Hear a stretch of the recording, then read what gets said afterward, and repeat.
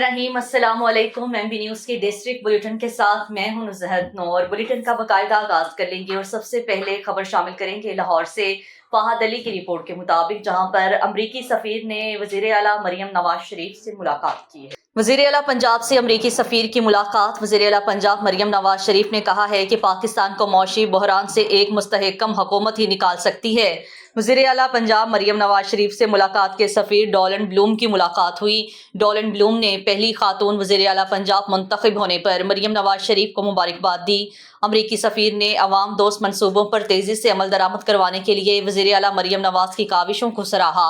उन्होंने कहा है कि वज़ीर आला मरियम नवाज की अवामी फलाही बहबूद के मनसूबों में खसूसी दिलचस्पी काबिल सताइश है।